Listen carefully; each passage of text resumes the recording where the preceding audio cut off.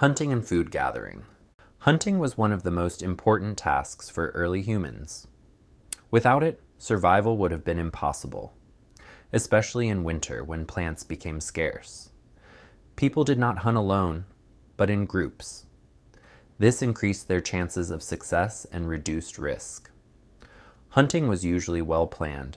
They tracked animals by footprints, studied their behavior, and even used traps. For example, they could drive a herd into a narrow passage or toward a cliff. Their tools were simple but effective: spears, stone knives, and clubs.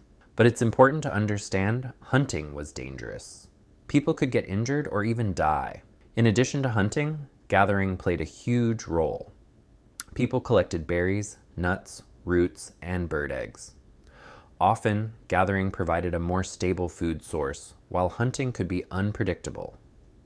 Thus, food gathering was not just hunting, it was a complete survival system: fire and daily life. Fire was the center of life in the cave. It provided warmth, light, and protection from predators. Without fire, human life would have been nearly impossible. People made sure it never went out, adding wood and sometimes even taking turns watching it at night. Fire made it possible to cook food. Cooked meat was softer, tastier, and safer to eat. This had a major impact on human development. Almost all daily life happened around the fire. People ate, talked, and made tools. Daily life included many tasks: processing animal skins, making clothing, repairing tools. Preparing food, people created simple storage systems: drying meat, storing food, using clay or stone containers.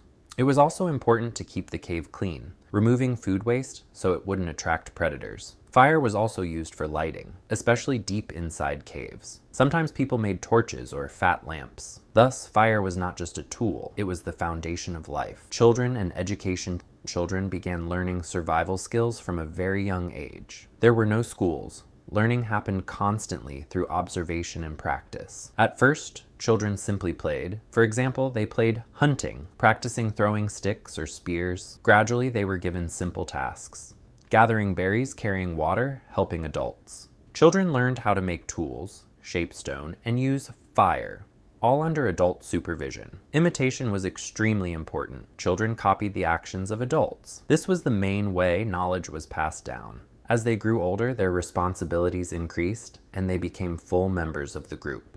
Role of elders. Elderly people played a very important role in early societies. Even if they no longer hunted, their value was enormous. Their main strength was knowledge and experience. Elders knew where to find food, how to survive in the cold, how to treat injuries, how to make tools. They passed this knowledge on to younger generations, taught children, and helped make decisions. Often, elders became leaders or advisors. Some also acted as shamans, performing rituals, explaining natural events, and communicating with spirits. Security and protection.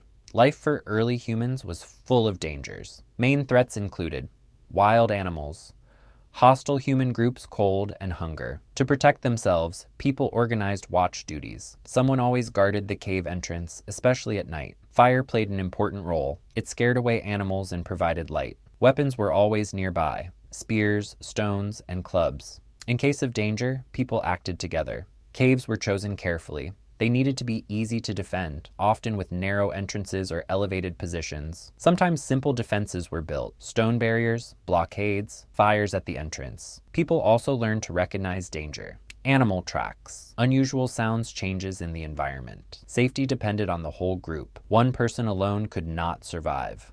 Only together. Thus, protection and awareness were essential parts of life.